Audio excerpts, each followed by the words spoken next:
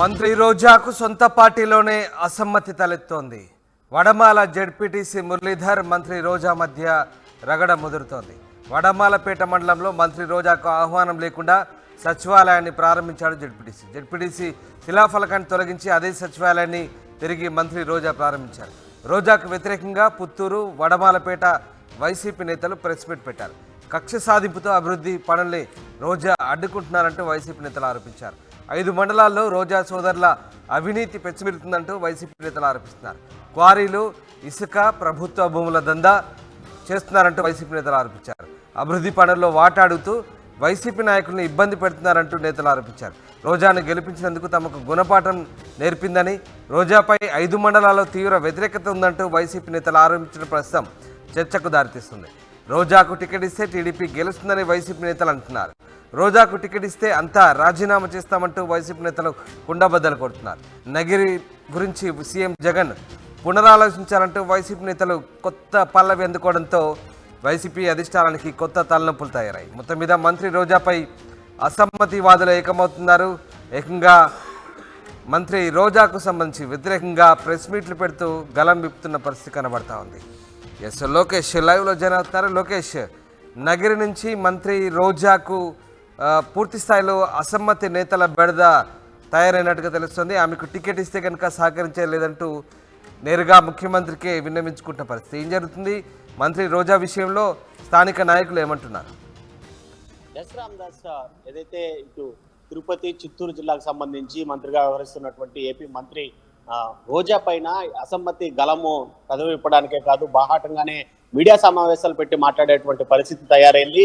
ఏదైతే పుత్తూరు, అదేవిధంగా వడమాలపేట మండలాలకు సంబంధించి అక్కడ జెడ్పీటీసీగా వ్యవహరిస్తున్నటువంటి మురళీధర్ నిన్న ఏదైతే సచివాలయాలు ఓపెనింగ్, అంటే నూతన సచివాలయాల్ని వడమాలపేటలో ప్రారంభించడం జరిగింది. అయితే ఆ ప్రారంభానికి మంత్రికి ఆహ్వానం పలకుండా జెడ్పీటీసీ హోదాలో ఆయన స్వయంగా ప్రారంభించినటువంటి పరిస్థితి ఉంది. ఈ విషయం తెలుసుకున్నటువంటి మంత్రి రోజా వెంటనే కూడా జెడ్పీటీసీ ప్రారంభించినటువంటి సచివాలయం వద్ద ఉన్నటువంటి శిలాఫలకాన్ని తొలగించి మరో శిలాఫలకాన్ని ఏర్పాటు చేసి తన పేరు పైన ప్రారంభోత్సవాన్ని సిద్ధం చేయాలని చెప్పడం జరిగింది. వెంటనే అధికారులు కూడా ఆ పనిలో పడి మురళీధర్ జెడ్పీటీసీ ఏర్పాటు చేసినటువంటి శిలాఫలకాన్ని తొలగించి మంత్రి పేరుతో శిలాఫలకాన్ని అక్కడ ఏర్పాటు చేయడంతో పాటు మంత్రి రోజాను ఆహ్వానించారు. తిరిగి అదే సచివాలయాన్ని మంత్రి రోజా ప్రారంభించినటువంటి పరిస్థితి. ఇదంతా వ్యవహారాన్ని చూసినటువంటి జెడ్పీటీసీగా ప్రస్తుతం కొనసాగుతున్నటువంటి మురళీధర్ బాహాటంగానే మీడియా సమావేశం నిర్వహించారు.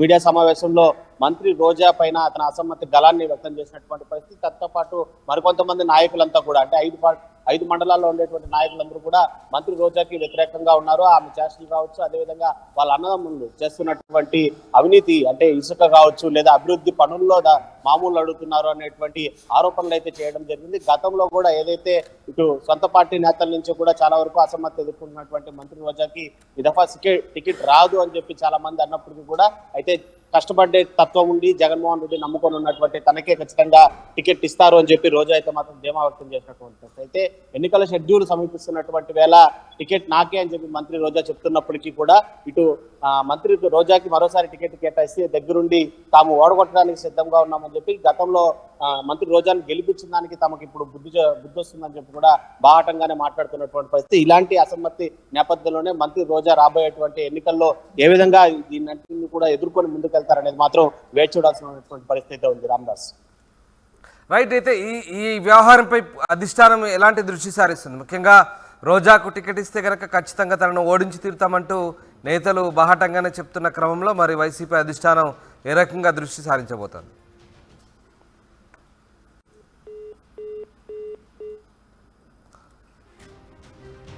ఎస్, మంత్రి రోజాకు సొంత పార్టీలోనే అసమ్మతి తలెత్తింది. వడమాలపేట జెడ్పీటీసీ మురళీధర్ మంత్రి రోజా మధ్య రగడ ముదిరింది. వడమాలపేట మండలంలో రోజాకు ఆహ్వానం లేకుండా జెడ్పీటీసీ సచివాలయాన్ని ప్రారంభించారు.